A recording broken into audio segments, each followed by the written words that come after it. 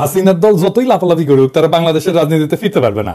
ইলেকশনে দাঁড়াতে পারবে কিনা জানি না, দাঁড়াইলেও মাটিতে পড়বে না। আওয়ামী লীগ এমনিতে ভিতর দল, পুলিশ ছাড়া ওদের পৌরুষ জাগে না। মাইরের ভয়ে ওরা গর্ত থেকে মাথা বাইর করবে না। অতি উৎসাহী যারা মিছিল টিছিল করতেছে, ওই যে চিটাগাং করেছে মিছিল, ওরা প্যাকেট হয়ে যাবে। যাই হোক, তাইলে আওয়ামী লীগ কেমনে ফেরার পরিকল্পনা করছে এবং কেমনে ফেরার কাজ অনেকটা আগায় ফেলছে, সেইটা নিয়ে আজকের আলাপ। আসেন সেই আলাপটা করি, তাইলে চিনতে পারবেন কারা আওয়ামী লীগের এই পুনর্বাসন প্রক্রিয়ার সাথে যুক্ত আছে। আমি আগেও বলছি যে আওয়ামী লীগ ফিরবে সিপিবির কান্ধে চেপে। আজকে আমরা দেখবো সিপিবির কান্ধে চেপে আওয়ামী লীগ কতদূর ফিরে আসছে। আগেও তাই ফিরেছে, এরা দলে দলে সিপিবিতে ছাত্র ইউনিয়ন, যুব ইউনিয়ন ঢুকবে, বঙ্গবন্ধু পরিষদে ঢুকবে, এভাবে পুনর্বাসন শুরু হবে আওয়ামী লীগের। আর সিপিবি আওয়ামী লীগ যেই ন্যারেটিভটা তৈরি করতে চায় সেই ন্যারেটিভটা প্রচার করবে। আমরা আজকে একটা একটা করে ধরে দেখবো যে কিভাবে সিপিবি আওয়ামী লীগের ন্যারেটিভ প্রচার করা শুরু করছে। আমি কইছিলাম হাসিনার পতন হইলে কয়টা প্রতিষ্ঠান জয় বাংলা করে দিতে হবে, নাহলে আবার আওয়ামী লীগ সেইগুলো ভর করে উঠে দাঁড়াবে। কি কি ছিল সেগুলা ভুলে গেছেন? আবার কয়ে দেওয়া লাগবি, এই তো মুশকিল। আবার কয়ে দিচ্ছি, ভুলেন না, লিখে রাখেন, দরজায় লিখে ট্যাঙ্কে রাখবেন। সিপিবি, ওর পাশে মনি সিং কমরেড ফরওয়ার্ড স্মৃতি ট্রাস্ট আছে, ওই পুরোনা পল্টন, ওটাও, প্রথম আলো, ডেইলি স্টার, ছায়ানট, টুবিসি, মানে মনে থাকবে। এবার আরো আছে, তো প্রথম রাতে এই কয়টা জয় বাংলা করে দেওয়া লাগবে।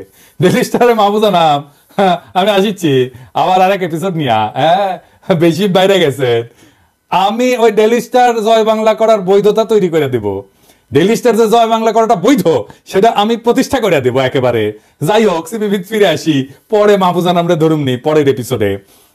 সিপিবি কেমনে আওয়ামী লীগ পুনর্বাসনে কাজ করতেছে।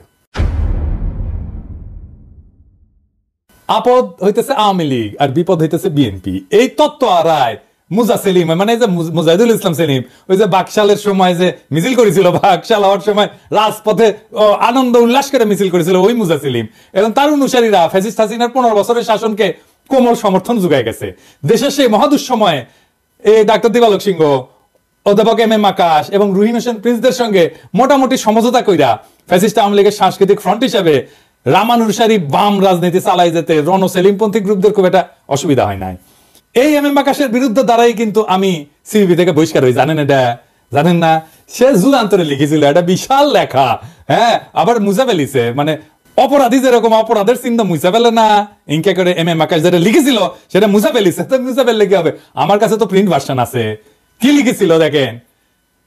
তবে ঘটনা যাই ঘটুক, প্রগতিশীল মুক্তিযুদ্ধের পক্ষের শক্তি এক্ষেত্রে যা করণীয় সেটা হচ্ছে 1971 সালের পরাজিত প্রতিক্রিয়াশীল সন্ত্রাসী শক্তিকে যদি আওয়ামী লীগ রাষ্ট্রীয় বল প্রয়োগ করেও দুর্বল এবং নিঃশেষিত করতে পারে, তাতে বাগড়া না দেওয়া। বুঝছেন তো? মানে আওয়ামী লীগকে, জামাত শিবিরকে নিশ্চিহ্ন করে দেওয়ার জন্য বৈধতা দিছে এই এম এম আকাশ লিখা। এই এম এম আকাশের বাংলাদেশে থাকার কোনো অধিকার আছে? রাজনীতি কথা বাদ দেন, বাংলাদেশে ও কেমনে রাজনীতি করে, ও কেমনে শিক্ষকতা করে, ও কেমনে বাংলাদেশে ঘুরে বেড়ায়? এই এম এম আকাশ কি ভয়ানক কথা বলছে! কি আওয়ামী লীগই কথা বলে নাই কখনো, নিঃশেষ করে দিতে বলছে রাষ্ট্রীয় শক্তি ব্যবহার কইরা। এই বদমাইশ গুলো ভালো মানুষের মুখোশ পইরা রাস্তাঘাটে ঘুরে বেড়ায়।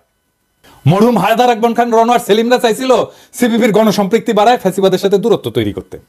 এর বিপরীতে এই দিবালোক সিংহ, এম এম আকাশ আর প্রিন্সরা ফ্যাসিবাদী সরকারের গণবিচ্ছিন্নতা ভীত হইয়া দলকে আরো ইসলাম বিদ্বেষী নীতিতে সংহত কইরা রাষ্ট্রীয় প্রহরার নিরাপদ আবরণে আশ্রয় নিতে চাইছিল। আর এটা করতে গিয়া তারা এসবি, এনএসআই, ডিজিএফআই, র এর নানান রিপোর্টের উপরে ভিত্তি কইরা দলীয় নীতি প্রণয়ন করা শুরু করছিল এবং গোয়েন্দা রিপোর্টের উপরে ভিত্তি কইরা সিপিবির দলীয় পত্রিকা একতায় প্রচারিত হইতেছিল ফ্যাসিবাদ অনুরাগী নানা ধরনের তথ্য, বিশ্লেষণ, বিবরণ, ব্যাখ্যা, বিবৃতি। দেশব্যাপী গণ অভ্যুত্থান চলাকালে পুরো জুলাই মাস এবং আগস্ট মাসে 5 তারিখ পর্যন্ত সিপিবির পত্রিকা একতা সংগোপনে এবং নীরবে তাদের গণবিরোধী এবং নিন্দনীয় অপকর্ম চালাই গেছে। আমরা এই বিষয়টা নিয়ে পরে আসবো, একদম ধরে ধরে দেখাই দিব একতার রিপোর্ট দেখা কিভাবে সে এজেন্সির রিপোর্ট ছাপিছে। ওই পরিস্থিতিতে গণ অভ্যুত্থানের আশঙ্কায় ভীত হইয়া মুজাহিদুল ইসলাম সেলিম 28 জুলাই, মানে খুনি হাসিনা পালানোর মাত্র 1 সপ্তাহ আগে একতার সম্পাদনা পরিষদ থেকে পদত্যাগ করছিল গণরোষ থেকে বাঁচার জন্য। এই প্রিন্স, আকাশ আর দিবালোক সিংহের আক্রমণে সিপিবির নেতৃত্বের মূলধারা থেকে ছিটকে পড়া মুজাহিদুল ইসলাম সেলিমের অনুসারীরা দেশের বাস্তব পরিস্থিতি কিছুটা বুঝতে পারছিল। মাঠের রাজনীতিতে যুক্ত থাকার কারণে আর কি, ওরা মাঠের রাজনীতিতে কিছুটা হলেও যুক্ত থাকে। জনগণের মধ্যে যেটুকু কাজ আছে সিপিবির, সেটা এই মুজা সেলিমের অনুসারীদেরই। এর ফলস্বরূপ সীমিত সাংগঠনিক সামর্থ্য নিয়ে তারা গণ অভ্যুত্থানে অংশ নেয়। এতে গণহত্যাকারী খুনি হাসিনার পতনের পর অন্যান্য বাম কমিউনিস্ট পার্টির অফিসগুলো গণরোষে আক্রান্ত হইলেও সিপিবি কিন্তু তখন রেহাই বা নিষ্কৃতি পাইছিল। ওয়ার্কার্স পার্টির অফিস জ্বালাই দিছে, জাসদ অফিস জ্বালাই দিছে। আমি পই পই করে সিপিবির অফিসটাও জয় বাংলা করে দিতে বলছিলাম, কিন্তু করে নাই। ওই কারণেই আর কি, মানে এই গণ অভ্যুত্থানে তারা অংশ নিছিল। ওরা যা দেখছে যে এই লোকগুলো তো আমাদের সাথে রাস্তায় ছিল, রাজপথে ছিল, ওরাই রক্ষা করেছিল কিন্তু সামনে দাঁড়ায়। কিন্তু ওই আন্দোলনের সময়ে সিপিবির মূলধারা, মানে যেটাকে আমি কইতেছি এই যে দিবালক সিংহ, এম আকাশ এবং প্রিন্সদের নেতৃত্বাধীন অংশ তখন গণ অভ্যুত্থান বিরোধী অবস্থান নিয়েছিল। আর এখন তারা ধর্মীয় মৌলবাদ, ইসলামিক শক্তির উত্থানের অজুহাত সামনে এনে খুনি শেখ হাসিনা এবং ইন্ডিয়ার প্রতি সহানুভূতিশীল আইন গ্রহণ করছে, যেন গণবিরোধী আওয়ামী লীগের কোমল একটা আশ্রয়স্থল হিসেবে দলকে পুনর্গঠিত করতে পারে। তারা এই সমস্ত কমিউনিস্ট নীতি ফিতি বার্তার দিয়া একটা ব্যাপক ভিত্তিক প্ল্যাটফর্ম তৈরি করতে যাচ্ছে, যেন আওয়ামী লীগের এই ফ্যাসিস্ট গুলা আইসা এখানে ভিড়তে পারে। খুবই নির্ভরযোগ্য সূত্র থেকে আমি জানতে পারছি, আমি যেহেতু দলে ছিলাম, যে এই চক্রের সাথে মানে দিবালক, প্রিন্স, এম আকাশ এর সাথে খুনি হাসিনা ফোন কইরা সরাসরি কথা বলছে এবং র আর ইন্ডিয়ান দূতাবাসে বিভিন্ন প্রকাশ্য এবং গোপন সূত্র সার্বক্ষণিকভাবে যোগাযোগ রাখছে এবং সহযোগিতা যোগাচ্ছে। এই প্রভাবশালী মহলগুলা সিপিবি কে অন্তর্বর্তীকালীন সরকারের সঙ্গে যোগাযোগ রেখে টিকে থাকার পরামর্শ দিচ্ছে, যেন আগামী জাতীয় সংসদ নির্বাচনে সিপিবির নেতৃত্বাধীন বাম এবং কমিউনিস্টদের এই ছোট্ট গ্রুপটাকে আওয়ামী লীগের গোপন প্ল্যাটফর্ম হিসেবে ব্যবহার করা যায়। মনে রাখতে হবে, সিপিবির একজন সদস্য বর্তমান সরকারের উপদেষ্টা হিসেবে দায়িত্ব পালন করতেছে, যিনি প্রফেসর মোহাম্মদ ইউনূসের স্ত্রীর ব্যক্তিগত চিকিৎসক হিসেবে তাদের পরিবারের সাথে খুবই ঘনিষ্ঠভাবে জড়িত। এই যে বিধানচন্দ্র রায় আমাদের সাথে রাজনীতি করছে, ছাত্র ইউনিয়ন করেছে, জায়গা মতো ঢুকে পড়িছে। হ্যাঁ, সিপিবি কামাল, প্রফেসর ইউনূস বুঝেন নাই কারে ঢুকাইতে কারে ঢুকাই ফেলিছেন। তবে দেশবাসীর আরেকটা দিক জানা প্রয়োজন এই দলটা সম্পর্কে। এই ক্ষয়িষ্ণু দলটা এখন আর কর্মী সংগঠক ভিত্তিক কমিউনিস্ট পার্টি না। বিপ্লবী নীতি, মহান আদর্শ বা শ্রেণী স্বার্থের রাজনৈতিক লাইনের ভিত্তিতে দলটার পরিচালিত হয় না। সিপিবির সদস্যদের একটা উল্লেখযোগ্য অংশ তাদের চাকরি বাকরি অর্থাৎ তাদের নিয়োগকারী ব্যক্তি ও গ্রুপ মানে দিবালক, আকাশ, প্রিন্সদের পক্ষে হাত তুইলা ভোট দিয়া দায়িত্ব সারেন। না পড়ে রাজনীতি, না করে সংগঠন, চাকরি করে। চাকরি করে, এটাই তাদের চাকরি বহাল রাখার প্রধান শর্ত এবং বেতন ভাতা গ্রহণের বিনিময়ের মূল দায়িত্ব এবং কর্তব্য। এই দলটার বর্তমান কেন্দ্রীয় কমিটির অনেক সদস্যই ডাক্তার দিবালক সিংহের এনজিও কর্মচারী।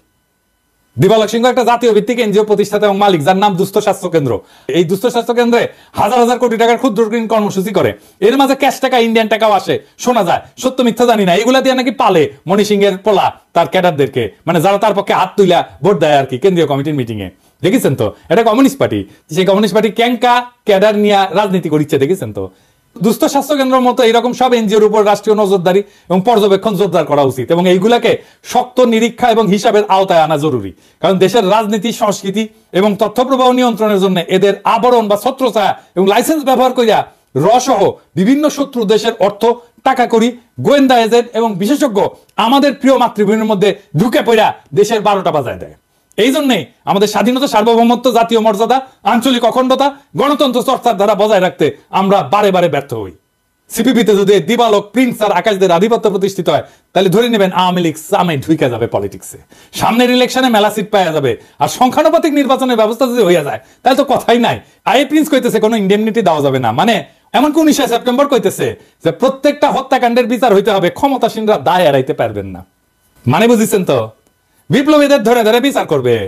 এটা কেন লিখিছে? ওই যে পুলিশ মার্ডারের জন্য যে ধরেছিল না ফেনীতে, ওই সময় এটা লিখিছে। সে 5ই আগস্ট কি লিখিচ্ছে, মানে সবাই তখন আনন্দ উল্লাস করিচ্ছে, কান্নাকাটি করিচ্ছে যে হাসিনা পলাইছে। সেই সময় সে লিখিচ্ছে জানমাল মুক্তিযুদ্ধ ইতিহাস, ঐতিহ্যের উপর আক্রমণ রুখে দাঁড়াও। হিদি বুঝেছেন তো?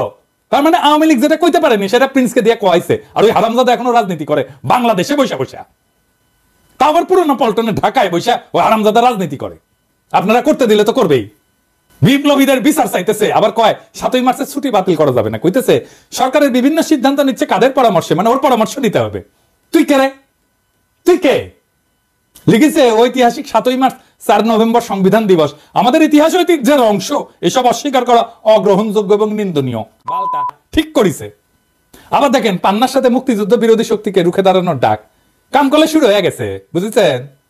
সামে কেউ কেউ টের পান নাই যে ক্যাঙ্কা করে কামটা শুরু করে দিছে। আমি একটা বলি যে হাসনাত আব্দুল্লাহর কথা যেটা আপনি তুললেন, এটা উনি ঠিকই বলেছেন, তিনি ব্যাখ্যা দিতে পারেন। কিন্তু আমি একটা কথা তাকে বলবো, তিনি যদি কেউ বলে থাকেন যে 72-এর সংবিধান আওয়ামী লীগের, আমি তাদেরকে অনুরোধ করব একটু বাংলাদেশের ইতিহাস পড়ে দেখার জন্য, পর্যালোচনা করার জন্য। কারণ হ্যাঁ, নির্বাচিত যারা হয়েছিল আওয়ামী লীগের, তাদেরই তো দায়িত্ব ছিল, কিন্তু এটা আওয়ামী লীগের বলা উচিত। এইখানে আমরা বলেছি যে এর অনেক অসম্পূর্ণতা আছে, তারপরেও আমরা মনে করি ভিত্তিটা ঠিক আছে। সুতরাং এটা আওয়ামী লীগের না, এটা মুক্তিযুদ্ধের মধ্যে দিয়ে অর্জিত। মুক্তিযুদ্ধের চেতনা ফেরি করা শুরু হয়েছে। দেখেন কয় আওয়ামী লীগ মুক্তিযুদ্ধকে ব্যবহার করেছে, বঙ্গবন্ধুকে ব্যবহার করেছে, ওরা নাকি মুক্তিযুদ্ধের ধারায় ফেরাবে দেশকে। দেখেছেন, শুনেছেন, শুনেন। এই বাংলাদেশকে মুক্তিযুদ্ধের ধারায় নিতে পারি নাই। কদিন আগে যারা ক্ষমতায় ছিল তারা মুক্তিযুদ্ধকে ব্যবহার করেছে নিজেদের স্বৈরাচারী ক্ষমতা পাকাভুক্ত করার জন্য। তারা বঙ্গবন্ধুকে ব্যবহার করেছে তাদের স্বৈরাচারী ক্ষমতা পাকাভুক্ত করার জন্য। এইটা আমরা হতে দেব না। এই রুইনেশন প্রিন্স বলে তারা নাকি গণ আন্দোলন করেছে। আসেন দেখি কেমন আওয়ামী লীগ বিরোধিতা আন্দোলন তারা করেছে, আসেন দেখি। এই যে দেখেন গণতান্ত্রিক আইনজীবী সমিতি, এটা সিপিবির একটা অঙ্গ সংগঠন, কিভাবে ফ্যাসিবাদের সাথে ওতপ্রোতভাবে জড়িত। এই হাসান তারিক ছাত্র ইউনিয়নের প্রেসিডেন্ট ছিল, হাঙ্গেরা অনেক জুনিয়র, হ্যাঁ, একটা ভালসুন ছাত্র ইউনিয়নের প্রেসিডেন্ট। এটা লজ্জাই লাগে যে এর মতো একটা ভালসুন ছাত্র ইউনিয়নের প্রেসিডেন্ট হবার পাঠিয়েছিল। 2024 মার্চ মাসে সম্বর্ধনা দিচ্ছে পতিত ফ্যাসিস্টের, দেখেছেন? 28 জুলাই 2024 প্রকাশিত হয়েছে একতা পত্রিকা, অন্তত 4টা আইটেম। এই যে লেখক অজানা, মানে বুঝেছেন তো, গোস্ট রাইটার। 19 জুলাইয়ের পর গোয়েন্দা সংস্থা থেকে 2টা পেন ড্রাইভ গণমাধ্যমে পাঠানো হয়। যারা গণমাধ্যমে আছেন তারা জানেন, তাই না? আমি তো বানায় বানায় কথা করছি না। যা সাংবাদিকদের কাছে ধ্বংস এবং তাণ্ডব প্যাকেজ নামে পরিচিত, ঠিক কিনা? এতে প্রকাশিত 3টা লেখা ওই কন্টেন্ট থেকে নেওয়া, এটি বুঝেছেন? জানিয়া সিপিবির মধ্যেকার গণ অভ্যুত্থানের সমর্থক অংশ বিক্ষুব্ধ হইয়া ওঠে। পার্টির প্রেসিডিয়াম নামমাত্র একটা ফ্যাক্ট ফাইন্ডিং কমিটি গঠন করিয়া দায় সারতে চাইছিল, কিন্তু তা এখনো অমীমাংসিত রয়ে গেছে যে কেমনে গোয়েন্দা সংস্থার পাঠানো তথ্য দিয়া একতায় নিউজ আইটেম হয়েছিল। এই একতা কে চালায় জানেন? এম আকাশ এবং শাহিন রহমান, এবং সবকিছু নিয়ন্ত্রণ করে, বুঝেছেন তো? এবার গণ অভ্যুত্থানকালে তারা আওয়ামী লীগের ন্যারেটিভই প্রচার করেছে। বলেছে কি দেখেন, হত্যাকাণ্ডকে ঘিরে পাল্টাপাল্টি বয়ান নিরসনে নিরপেক্ষ তদন্ত হওয়া উচিত, বুঝছেন? এই দিবালোক সিংহ তার প্রতিষ্ঠানের প্রতিষ্ঠা বার্ষিকীতে কারে নিয়ে আসে দেখেন, প্রধান অতিথি করে। দেখেছেন, দেখেছেন যেগুলি করে মারিছে আমাদের পোলাপানদের, তারে প্রধান অতিথি করে নিয়ে আসে দিবালোক সিংহ। আবার চলতি বছর এপ্রিলে লেনিনের জন্মবার্ষিকীতে এম আকাশের একটা বক্তব্য দিছে, হাসিনা বিরোধী লড়াইয়ে সে থাকবে না। কেন থাকবে না সেটা বলিচ্ছে, শুনেন। যদি কেউ বলে যে হ্যাঁ বিএনপির সঙ্গে ঐক্যবদ্ধ হয়ে আওয়ামী লীগকে উৎখাত করতে হবে, এইটা আমাদের রাজনৈতিক প্রস্তাবে নাই, সুতরাং এটা আমরা মানব। দেখেন 7ই মার্চের ছুটি বাতিল নিয়ে সিপিবির বিবৃতি আওয়ামী লীগের পেজে দেওয়া হইতেছে, দেখেছেন? দেখেছেন তো, সিপিবি দিবে, ওইটা আওয়ামী লীগ এখন প্রচার করবে। এটাই হইতেছে এখনকার অ্যারেঞ্জমেন্ট।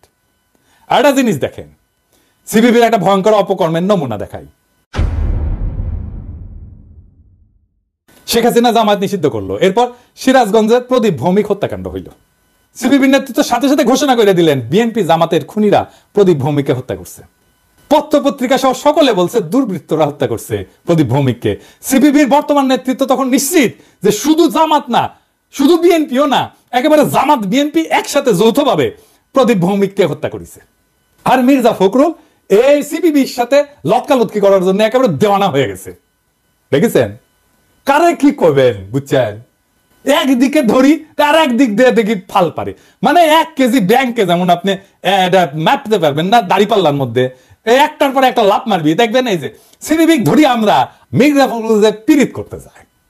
এই যে বিবৃতিটা দিছে জামাত বিএনপি নিয়ে, এই বিবৃতি দেওয়ার আধা ঘন্টার কম সময়ের মধ্যে পশ্চিমবঙ্গের রিপাবলিক আছে না, ওই যে ময়ূক চৌধুরী নাকি, ওই রিপাবলিক লাফালাফি উপস্থাপক প্রচার শুরু করে দেয়, চুলকানি উপস্থাপক প্রচার শুরু করে দেয়।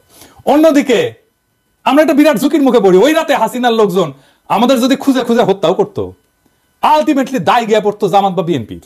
আমাদের কেন্দ্রীয় নেতৃবৃন্দ বগল বাজায় বলতে থাকতো জামাত করেছে, জামাত করেছে, তাই না? এরা যখন বলে তারা দল হিসাবে গণ অভ্যুত্থানে ছিল, তখন কেমন লাগে? এম আকাশের মতে তারাও জামাত বিএনপি থাকলে তারা হাসিনা বিরোধী আন্দোলন থাকবে না, আপনি তো দেখলেন, তাই না? তার নিজের মুখের কথা। তাহলে গণ অভ্যুত্থানে তারা কিভাবে ছিল? জামাত বিএনপি তো ছিল আন্দোলনে, ভালোভাবেই ছিল, তারা শহীদ হয়েছে। কিছু অগ্রসর মাঠ পর্যায়ের নেতা কর্মীরা ছিল সিপিবি, কিন্তু কোন অবস্থাতে আকাশ প্রিন্স বা দিবালক সিংহ ছিল না। এই কথা বলে থাপড়া মারবেন, একদম 2 গালে 2 থাপড়া মারবেন এগুলোরে। আর এগুলোরে যেন রাস্তায় না দেখি, আপনারা যেটি পাবেন সেটি দিবেন, ধাওয়া দৌড়ানির মধ্যে রাখবেন। এতগুলো ছবি আর ভিডিও কেন দেখালাম? ইন্ডিয়ার 1 নাম্বার পলিটিক্যাল অ্যাসেট চিনে দিলাম, দেখেন এখন আপনারা যা ভালো মনে করেন। তা আমি তো প্রত্যেকটা ভিডিওতে একজন করে শহীদের গল্প বলি, আজকে আবার একটা শহীদের গল্প বলবো, আপনারা না শুনেন। ছবিতে আমার পাশে স্বপ্নময়ী যে মানুষটাকে দেখতেছেন, তিনি রতন তরুয়া, পুলিশের গুলিতে নিহত হওয়া আমার বন্ধু হৃদয় তরুয়ার বাবা। একজন বীরের জন্মদাতা তিনি। কাকার মুখের দিকে তাকাইলে পুরা পৃথিবীর সব ধোঁয়াশা কেটে যাওয়ার কথা। ওনার জীবনে এখন আর ভয় নাই, হারানোর মতো কিছু নাই। যা ছিল তার সবটুকু হারায় গেছে। দুঃখ এখন আর তারে আস করতে পারতেছে না। টানাপোড়নের একটা সংসার তাদের। বাবা মায়ের একমাত্র সম্বল হিসাবে কেবল ওনাদের ছেলে হৃদয় ছিল। ছেলেটা ছোটবেলা থেকেই দুর্দান্ত মেধাবী, ওর একাডেমিক রেজাল্টও ভালো। ওর মধ্যে সম্ভাবনার কিছু একটা দেখতে পেয়ে বাবা মা হাল ছাড়েন নাই। ওর বাবা পেশায় একজন কাঠমিস্ত্রি। যে কয়টা টাকা রোজগার হয় তাতে খেয়ে পড়ে জীবন কাটানো দায় হয়ে যায়। ওর মা কিছুটা সাপোর্ট দেওয়ার জন্য মানুষের বাসায় কাজে নেমে যান। এরকম ফ্যামিলির অন্তত 90% মানুষ সন্তানদের উচ্চশিক্ষিত করার কথা চিন্তাও করেন না। কিন্তু রতন কাকা আর তার স্ত্রী একদম ভিন্ন একজন। তারা স্বপ্ন মরতে দেন নাই। হৃদয় যেদিন চট্টগ্রাম বিশ্ববিদ্যালয়ে ভর্তি হতে যাবে, ওই দিন ওর হাতে দেওয়ার মতো একটা টাকাও বাবার কাছে ছিল না। ওর মা টাকা জোগাড় করে দিলেন।